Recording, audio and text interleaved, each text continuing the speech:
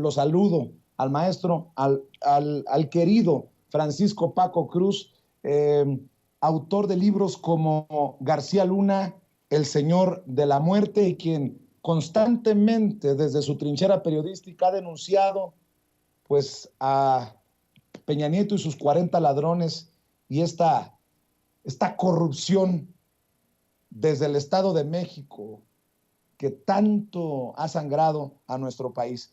Querido Paco, ¿cómo ves lo anunciado hoy en la mañanera? Te soy sincero, ni yo me imaginaba la magnitud de lo anunciado hoy. Te saludo, maestro. Vicente, ¿cómo estás? Buenos días. Mira, primero te hago una, no es observación, pero más bien es una aportación. ¿Por qué son importantes y deben ser importantes las mañaneras? ¿Y qué es lo que no entienden los periodistas tradicionales? ¿Cuándo un periodista pudo cuestionar, entrevistar a Enrique Peña Nieto en directo? ¿Cuándo esos periodistas pudieron entrevistar o cuestionar a Felipe Calderón Hinojosa? Nunca. Eran entrevistas controladas, eran entrevistas a modo, eran entrevistas con un guión previo. Peña es incapaz de hilar una idea, lo mismo que Calderón, una idea seguida, sin guión. Necesitan escenarios controlados. ¿Cuándo lo pudieron hacer? Puede ser que necesiten a veces a las mañaneras algún ajuste, lo que sea, pero es importantísimo prepararte para cuestionar, para preguntar, para interrogar. Esa es la importancia de las mañaneras. En un país, mira, cuando tuvimos presidentes asesinos como Gustavo Díaz Ordaz o Luis Echeverría o toda la corrupción de López Portillo, un periodista pudo cuestionar directo al presidente al otro día de lo que pasaran las cosas. Nunca. Nunca. Hoy pueden cuestionar, decir, pero la realidad es que quien quiera puede entrar a una mañanera. Hay que registrarse, hay que hacer unos trámites, ciertamente. Esa es la aportación de una mañanera, que el periodista puede cuestionar en forma directa. Ese es, mira, luego lo otro, Peña Nieto, que es, mira, Peña Nieto ha sido tema directo de dos libros míos, no ahora. 2009 publiqué en Enrique Peña Nieto, Negocios de Familia, biografía no autorizada de Enrique Peña y el Grupo Atlacomulco, y el siguiente libro, Tierra Narca, sobre cómo la familia de Enrique Peña Nieto y parte de los personajes del Grupo Atlacomulco controlaban todo el narcotráfico. Luego fue personaje en otro libro que se llama AMLO, mitos, mentiras y secretos, y en el que con documentos de la PGR de entonces señalaba que había evidencias sólidas de que Enrique Peña Nieto había matado a Mónica Pretelini y que desaparecieron las evidencias. Mónica murió, fue asesinada, yo digo que murió 3 veces, que era milagrosa. Murió 3 veces, una en la Cruz Roja, en el Hospital Civil de Toluca, que está a 3 minutos caminando de la Casa de Gobierno del Estado de México, otra en un hospital privado ahí mismo en Toluca y otra en la Ciudad de México. Si la mataron 3 veces. Y esos documentos que publico en AMLO, mitos, mentiras y secretos, documentos de la PGR, establece, murió en enero, y en mayo siguiente hubo un asesinato que pasó bueno, no inadvertido, pero nadie lo investigó, pero lo publico también en AMLO, mitos, mentiras y secretos. Mataron o asesinaron a 4 guardaespaldas de los hijos de Enrique Peña Nieto en el puerto de Veracruz. Una noche los asesinaron, a los 4. ¿Por qué los asesinaron? Mira, Mónica había muerto en enero de 2017 y en mayo matan a los 4 guardaespaldas en Veracruz. Uno de ellos había presenciado la muerte de Mónica y cómo la mató Enrique Peña Nieto. Todo está documentado, documentos de la PGR de entonces, que me entregaron en mano. Así que en 2009 había ya muchas evidencias de que Enrique Peña Nieto ciertamente es un personaje incapaz, es un burro con perdón de los jumentos, es un personaje incapaz de todo, pero es un hombre tremendamente corrupto, una mente criminal, una mente criminal que estaba o que había agarrado al Estado de México como una caja fuerte para enriquecerse y enriquecer a un grupo. Y se va documentando paso a paso cómo Arturo Montiel Rojas, que para entonces nadie sabía que era su tío, y lo documento, va, y ahora sí, mira, valga la cacofonía, con documentos de Atlacomulco, de la iglesia, y personales que me entregó familia de él. Era sobrino de Arturo Montiel Rojas. Entonces, ¿cómo fueron fabricando su candidatura? Primero a la gubernatura. Y luego en la gubernatura, ya para entonces habían contratado, 2004 lo contrataron a Luis Videgaray Caso, un personaje desconocido, pero que lo contrataron como un especialista en desaparecer dinero. Y mira, vaya que lo desapareció. Lo contrataron y fueron llevando al Estado de México prácticamente a la quiebra. El dinero se lo quedaron ellos, pero nadie se interesaba en investigar. Aparece Negocios de Familia en 2009 y mira, yo recuerdo mucho, algunos reporteros me entrevistaban y yo les afirmaba en el libro que Peña Nieto iba a ser el presidente, que estaban todas las evidencias. Mira, yo ahora veo en mi cuenta Facebook, por ejemplo, personas que me decían que fui ave de mal agüero en 2009 cuando salió Negocios de Familia, porque afirmaba que Peña iba a ser presidente y que ya lo trataban como presidente, y fue presidente. Pero nadie lo investigaba y los reporteros me preguntaban, no, hombre, pero dime una cualidad de Peña. No tiene, es un tipo tremendamente corrupto, es un tipo incapaz, controlado por un equipo que maneja Arturo Montiel Rojas. Y mira, a veces si estaba en radio o televisión me cortaban las entrevistas.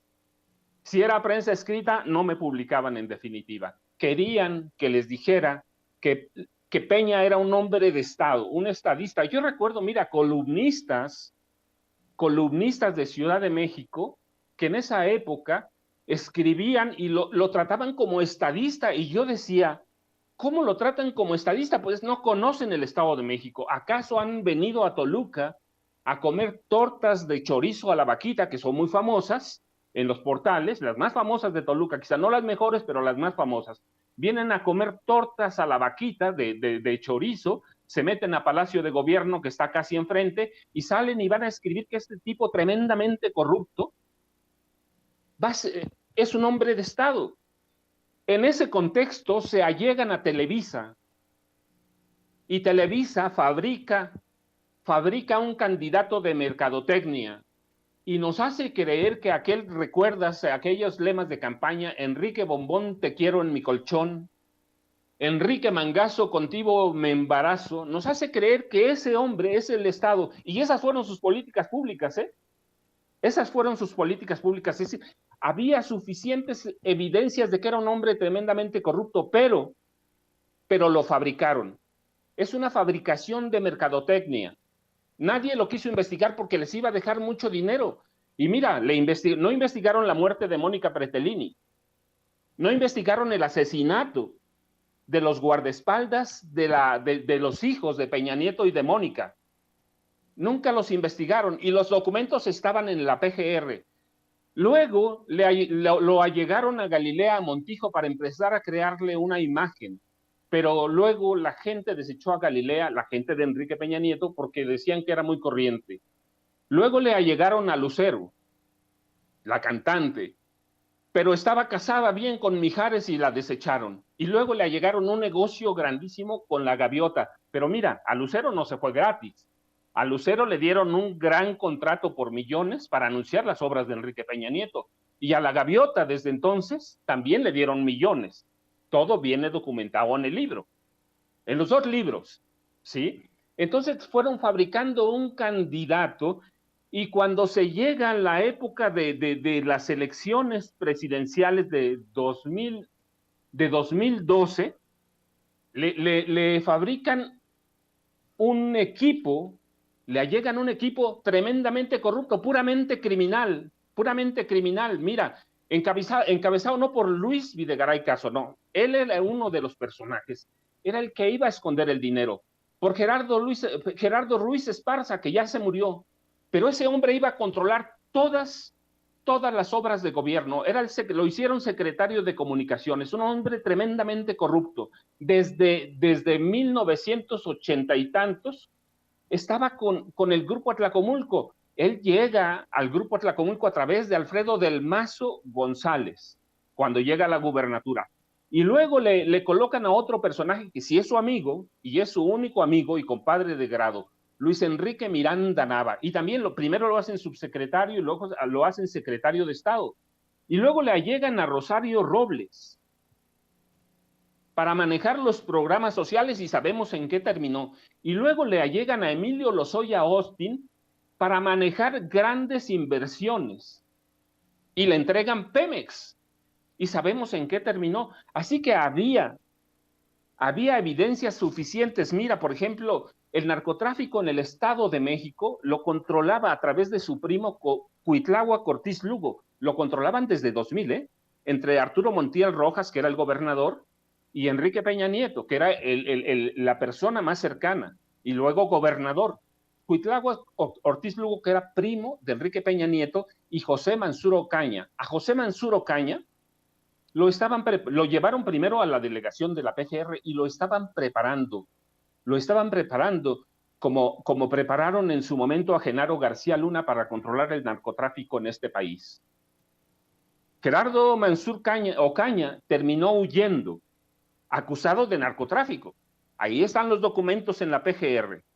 A Cuitláhuac Ortiz Lugo, cuando vieron que sí era posible que Peña Nieto llegara a la presidencia, lo mataron. Dijeron que murió en un accidente. La verdad es que cuando fui a ver en una carretera entre Atlacomulco y un pueblo que se llama Almoloya de Juárez, fue muy extraño el accidente. Lo mataron para desaparecerlo. Y luego mataron al hermano de José Mansur Ocaña, Eduardo Mansur Ocaña, que era Eduardo Mansur Ocaña, de más de 100 disparos. Le fueron pavimentando el camino y nadie se preocupó en investigar. Así que ahora que Pablo Gómez Álvarez, titular de la Unidad de Inteligencia Financiera, lo da a conocer, hay que investigarlo. Peña es un gran corrupto. Y mira, no solo Peña, ahora que está de moda también el tema de Alito, Peña nos trajo con Calderón una nueva imagen de políticos en este país y vemos que todos terminaron muy corruptos o en la cárcel, solo hay que verlos. Tomás Yarrington, Roberto Borges, César Duarte, Guillermo Padres, Roberto Sandoval, Luis Armando Reynoso Femat, Javier Duarte de Ochoa, todos. ¿Sí? Peña era un pillo. Televisa nos vendió gato por liebre.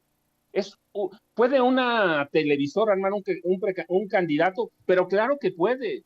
Lo hizo, corrompieron a todo mundo. A todo mundo. Recuerda que había evidencias muy sólidas de que se dilapidaban millones y miles de millones de pesos en la campaña de Peña Nieto. Eso por un lado. Por otro, los equipos de la Policía Federal, los equipos de inteligencia, habían infiltrado a todos los movimientos López Obradoristas. Así que se fabricaron un candidato y este es el resultado que tenemos. Un hombre que nos dejó un país prácticamente en quiebra. ¿Sí? ¿Y quiénes lo llevan? No solo Televisa, mira, hay que aclararlo. También hubo personajes fundamentales. Miguel Ángel Osorio Chong, Jesús Murillo Caram, fueron dos hombres que controlaban las guerras sucias. Ellos lo ayudaron a llegar a la gubernatura y ve cómo les pagó. Por eso Jesús Murillo Caram no tuvo empacho en armarle una verdad histórica. Por eso tanto lo protegió Miguel Ángel Osorio Chong y por eso lo premiaron después con el Senado.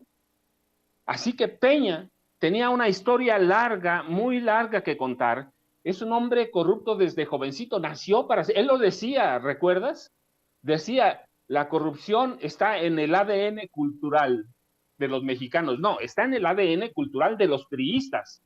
Y Alito Moreno es una muestra que además, mira, tampoco lo han dejado solo, ¿eh? A Alito no lo han dejado solo. Como cuña le metieron a Ricardo Aguilar Castillo en la Secretaría de Organización, que es el tercer hombre en importancia en el PRI en este momento. Y luego en el quinto lugar le metieron a Carlos Iriarte Mercado, que también es producto del grupo Atlacomulco y que lo jalaron cuando lo iban a acusar de asesinato de uno de sus maestros políticos y un gran político del Estado de México, Abraham Talavera, que fue jefe de la policía política de este país y embajador en Guatemala. Y yo, mira, hoy, por eso no se cae Alito. Por ejemplo, hoy que está en pelea la gubernatura para 2023, se están arrimando, por ejemplo, Ana Lilia Herrera Ansaldo a Alejandro Moreno Cárdenas y Arturo Montiel Rojas y Alejandra del Moral a Peña y a Del Mazo. Es decir, hay toda una trama criminal desde 1999, cuando Emilio Chuaifet Chemor, porque fue Emilio, hizo prácticamente candidato a gobernador Arturo Montiel Rojas. Ese es el Peña, ese es el retrato de la familia priista de hoy y es el retrato del personaje que tenemos refugiado en España, gastándose, como ahora vemos, los miles de millones de pesos que se robó desde la gubernatura y después en la presidencia de la República.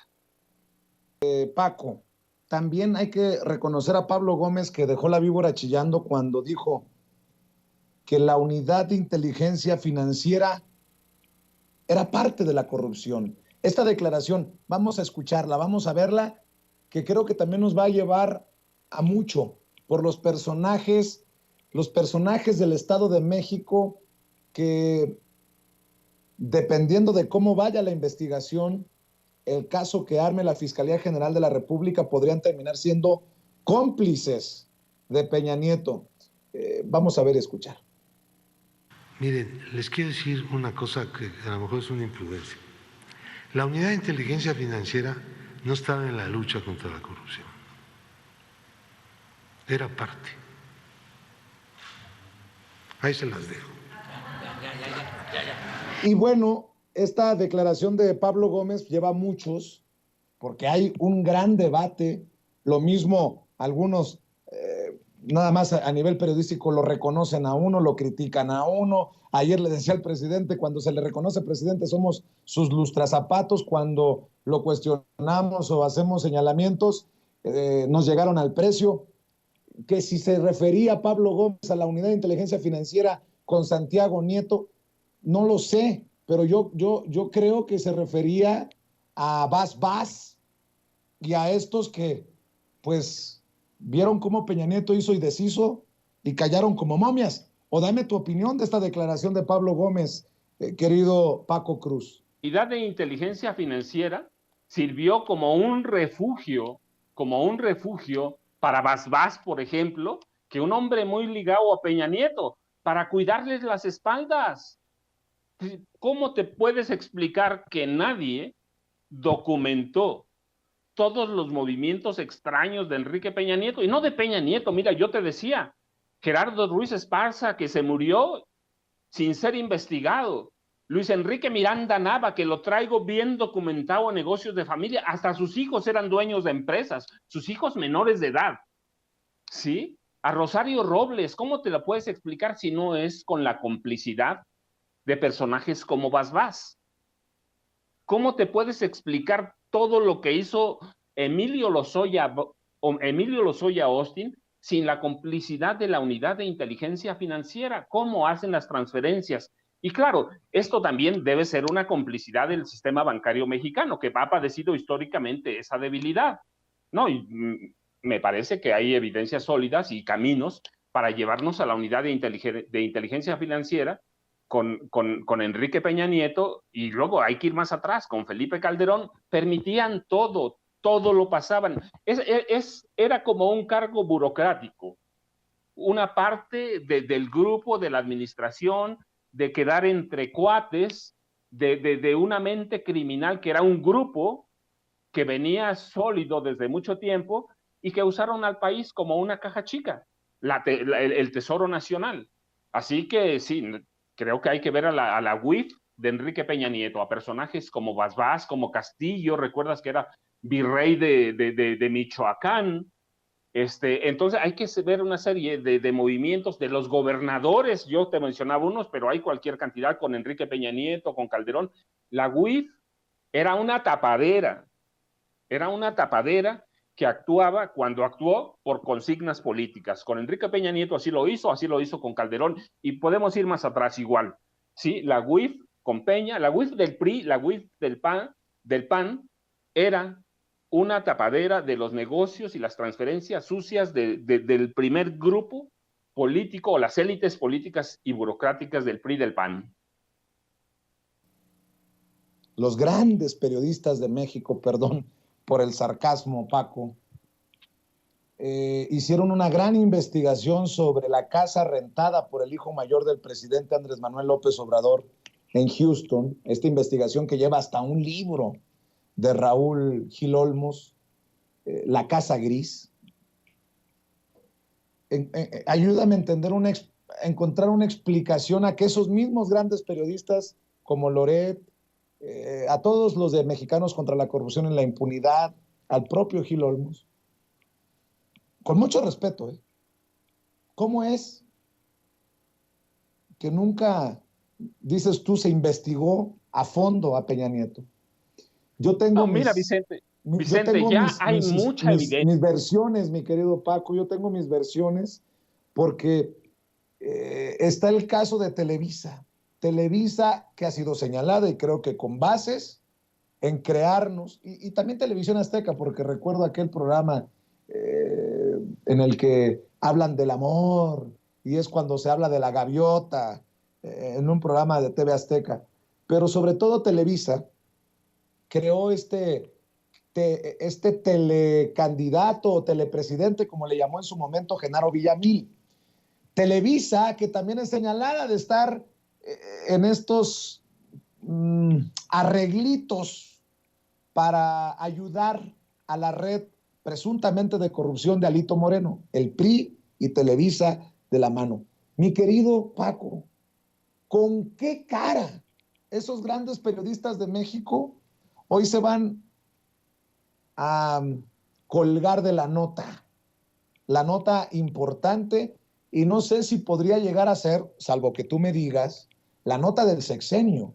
Porque yo he venido diciendo que a México le faltaba llegar a ese punto que han llegado otros países latinoamericanos, de confirmar una investigación, por lo menos una investigación sobre un expresidente. Pues ya llegó, así lo dijo Pablo Gómez. Mira, Vicente, ¿por qué los grandes periodistas, por qué los periódicos no se meten tan a fondo? Bueno, mira, solo hay que recordar, y a veces yo me gusta mencionarlo cuando me invitan a algunas conferencias. Ahora tenemos internet, solo hay que googlearlo, ¿sí? Ya está documentado ampliamente cómo esos grandes periodistas vendían opiniones como si fueran notas periodísticas, y así se las pagaban. Les entregaban dinero por millones. No hay uno prácticamente que haya escapado. Los que escapaban los controlaban, les daban trabajo. Hay que ver televisión mexiquense que controla el gobierno del Estado de México, cómo se convirtió en refugio. Por ejemplo, Ricardo Alemán, ¿sí? Que es un anti López Obradorista abierto, ¿sí? Por años cobró millones y millones, pero él es uno. Los demás, mira, ya está documentado cuánto y cómo recibían el dinero, y a través de qué empresas formaban los periodistas para vender su información. ¿Sí? Eran mercenarios, trabajaban con un gobierno o trabajaban con otro. Al mejor postor está bien documentado. Entonces, por eso los periódicos, pues son lo mismos. Mira, los periódicos hacían grandes negocios. Párate antes de 2000, cuando empieza a jalar bien Internet en este país.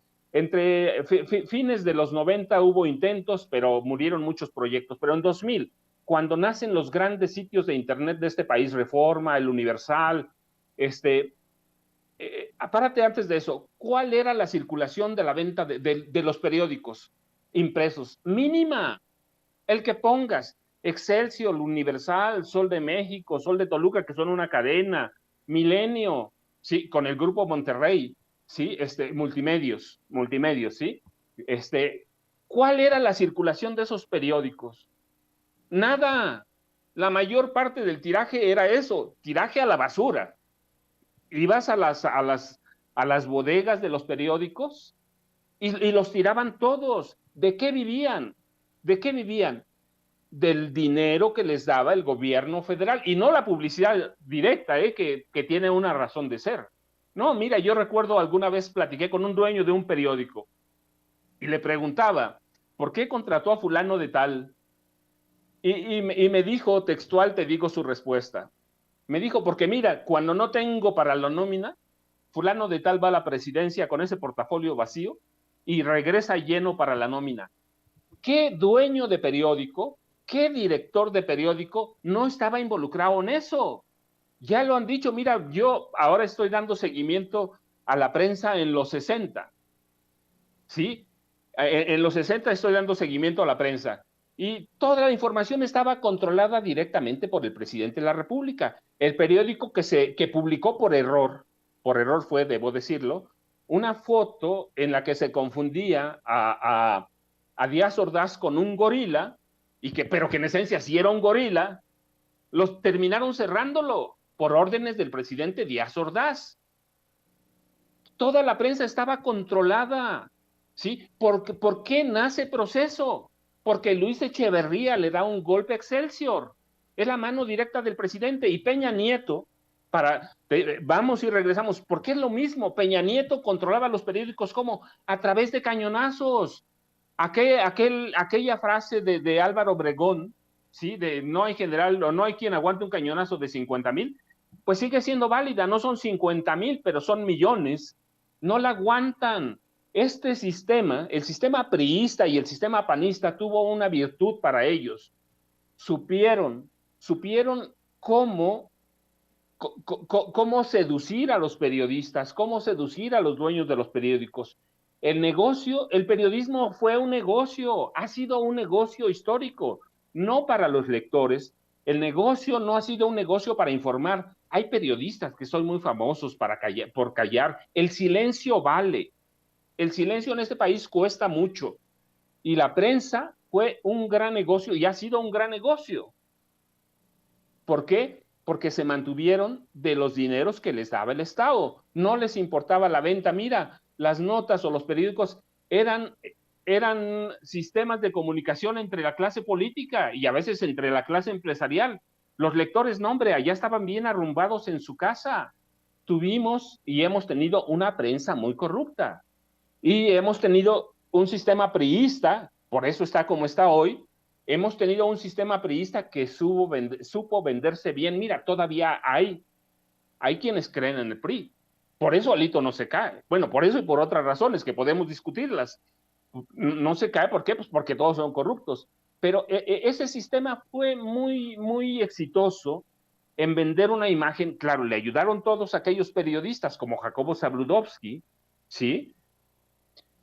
Como López Dóriga, le ayudaron todos ellos y los dueños de los periódicos y fueron muy exitosos en vender su imagen al exterior. Pero hay que verla y desde la venta de periódicos. Y hoy la venta de espacios es al gobierno o a los gobiernos locales o municipales. Pero viven de eso, se quedaron muy mal acostumbrados. Entonces la prensa, ¿por qué no investiga más? No puede, no, pero claro que tiene. Algunos son grandes investigadores. Yo te voy a decir, conozco a más de uno que es un gran investigador, que es un gran escritor, pero no lo venden. ¿Por qué? Porque los dueños de los periódicos, los directores, están muy cómodos ofreciendo sus servicios, o estaban muy cómodos ofreciendo sus servicios al PRI y al PAN. Esa es la realidad. La prensa en este país necesita un gran cambio. Que tenemos algunos ejemplos que se salvan, pues sí, siempre hay los pleititos en el arroz, pero necesita una reingeniería a la prensa de este país. Los periodistas, los reporteros, los comunicadores necesitan repensarse, rehacerse, recomponerse. Entonces, por eso, en este país, no todo es culpa del gobierno. Pues sí, este gobierno, les da publicidad y todo, pero no les da lo que tenían antes. Por eso, ¿sí? Por eso hay un gran enojo. ¿Cuándo iban a investigar a Peña? Hoy pueden investigar a López Obrador hasta abajo de las piedras. Mira, yo ahora tomo como ejemplo el ejemplo de la casa de Alito. Lo investigaron, publicaron todo, pero fue una investigación o amañada, o comprada, o manipulada. Porque Alito tenía mucho más que esconder, mucho más. Y se quedó en su casa. Y nadie va a ver qué hay atrás. Entonces, la prensa de este país tiene que recomponerse, tiene que reinventarse. Hace mucho.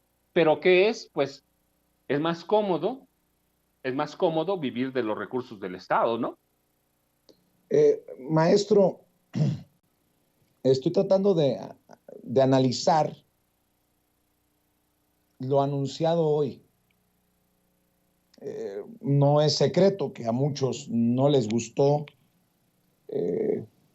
lo que le comenté al presidente, lo que le planteaba al presidente ayer sobre el fiscal general Alejandro Gertz Manero. Seguramente a muchos no les gusta que el presidente haya cumplido hoy con mi petición de llevar a Pablo Gómez y que pues termina anunciando esto. Yo había preguntado si había una investigación a Peña Nieto, ya vemos de qué magnitud. ¿De qué tamaño es esto? Porque además, luego de la argumentación, del planteamiento que fue muy fuerte del presidente hacia tu servidor, y yo creo que el planteamiento que se hace también sobre Alejandro Gertz Manero, hoy, tal vez en la investigación más importante hasta el momento de este sexenio, de este gobierno de la Cuarta Transformación, tú me dirás si exagero, ya está en manos de Alejandro Gertz Manero. Ese personaje tan polémico, tan controversial, pero que forma parte de esta procuración de justicia. ¿De qué tamaño es esto que hoy, de lo que hoy fuimos testigos en la mañanera, Paco? Mira, Vicente, eso abre la caja de Pandora. He visto las redes y hay una explosión, ¿sí? Te confieso que estoy en parte y parte, porque ya te comenté que ando metido en otro libro, pero veo las redes, es una explosión, es encarcelar, o por lo menos poner en la mesa de la discusión la corrupción de Enrique Peña, de un presidente de la República, ¿sí? Y de un presidente reciente que prácticamente está derrochando en España, ¿no? Es la investigación, y debe ser la investigación no de la UIF, no de la PGR, debe ser la investigación de los periodistas. Esa debe ser.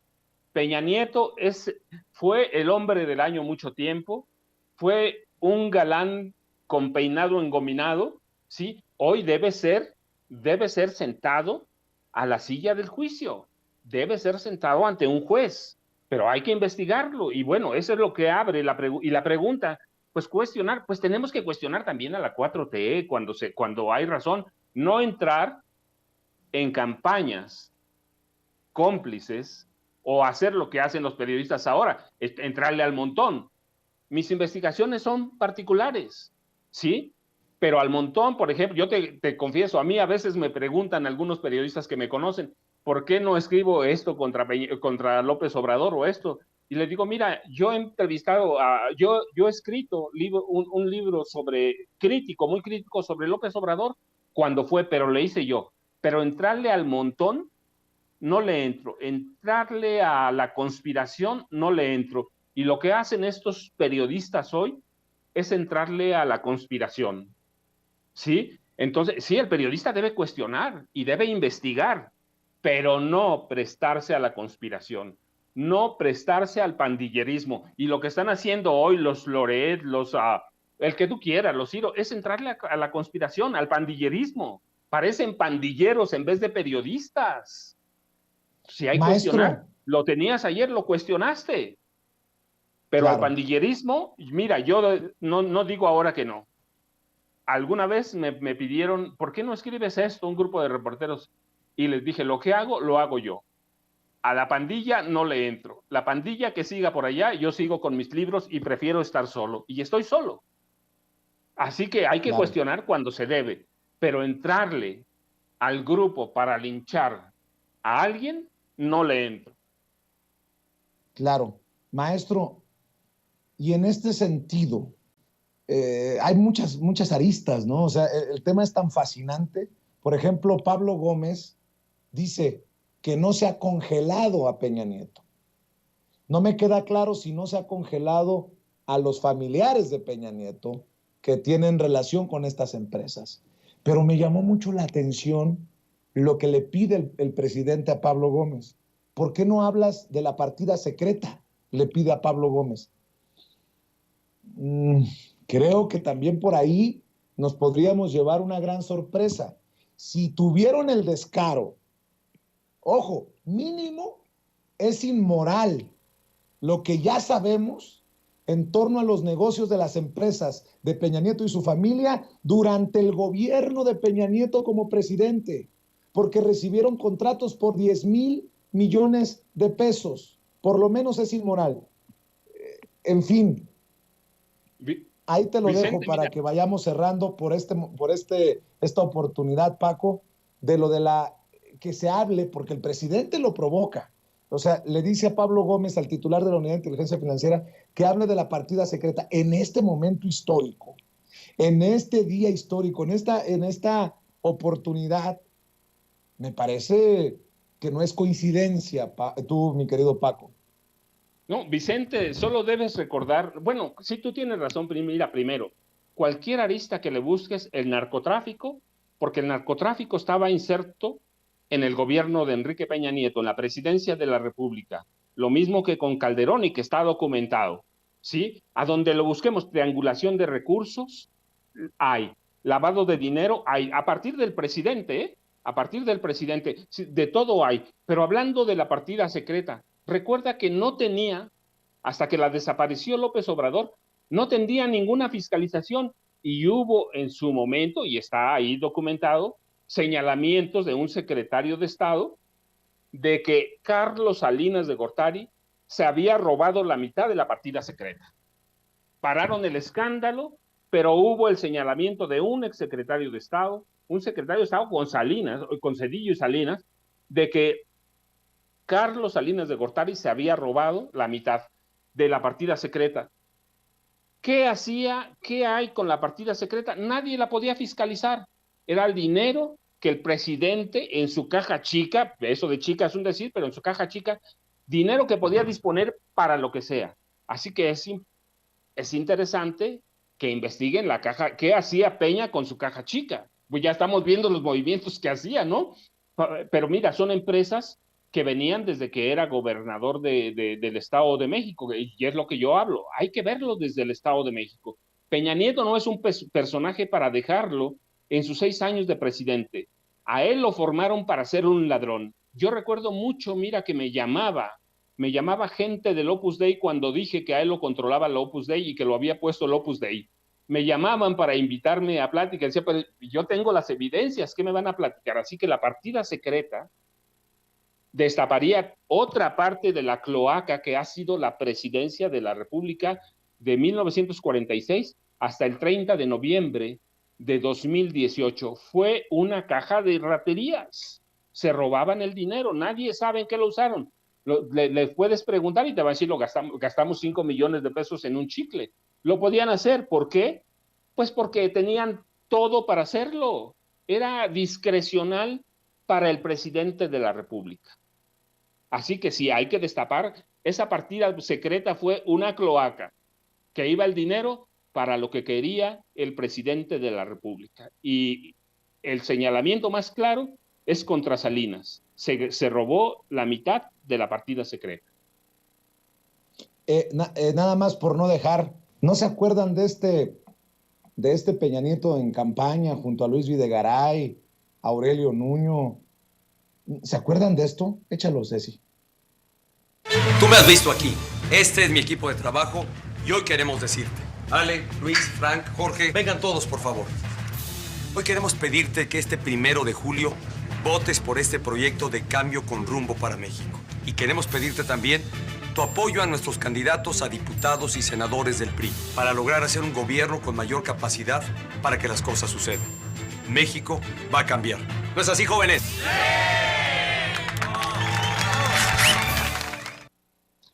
Tan, tarán, tan, Paco. Ese es mi editorial. Pues mira, ya lo dijiste, ahí están. La partida secreta es un hoyo, pero la presidencia de la República, no las dependencias, la presidencia ha sido, como bien se lo calificaban a Miguel Alemán Valdés, la cueva de Alibaba. Los secretarios de Estado y los gobernadores eran los 40 ladrones.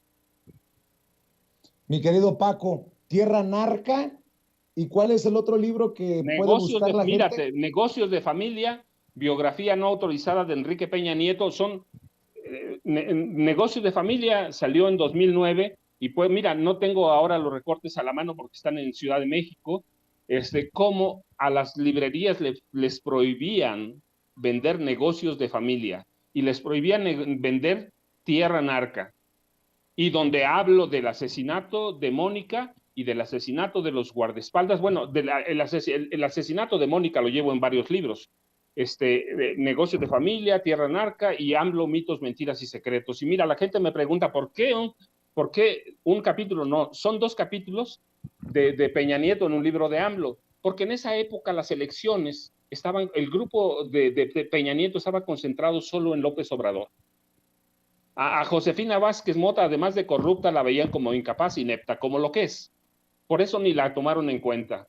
Y Mónica, pues mira, por cómo borraron sus huellas, además del asesinato de los guardaespaldas, y en el de ella, ¿cómo lo borraron? Pues cremando a Mónica. Poco antes había muerto el papá de Peña Nieto y no lo cremaron. Mónica, lo sé porque me lo contaron bien de primera mano y lo publico, tenía huellas en el pecho de las rodillas de Enrique Peña Nieto.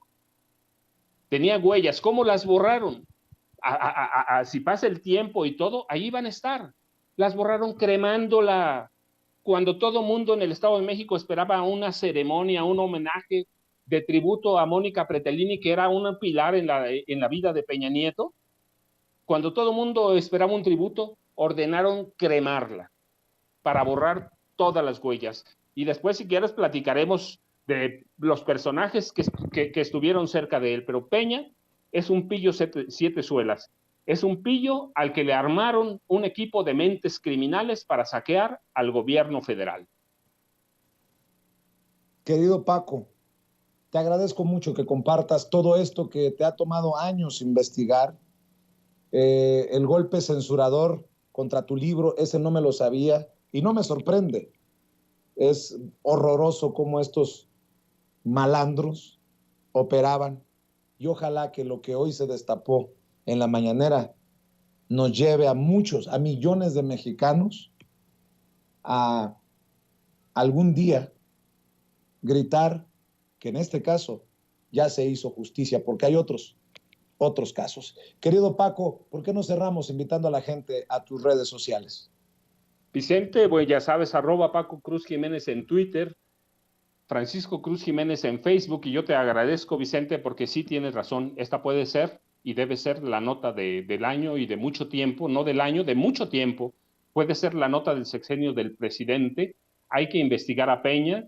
Yo no es hoy, porque me han cuestionado en mi correo personal por qué escribo hasta hoy sobre la corrupción de Peña, sabiendo todo lo que sé. Y lo que les digo y lo que te digo es, no, 2009, cuando era gobernador, advertí que era un pillo, que era un tipo corrupto tremendamente, con un equipo tremendamente corrupto, al lado de Luis Videgaray Caso y de Luis Enrique Miranda Nava, y advertí que era un narcotraficante. Son los libros publicados 2009 y 2010. Y muchas gracias, Vicente, ya sabes, siempre a la orden. Te respeto, te admiro, Paco. Un abrazo. El maestro Paco Cruz hablando con nosotros sin censura.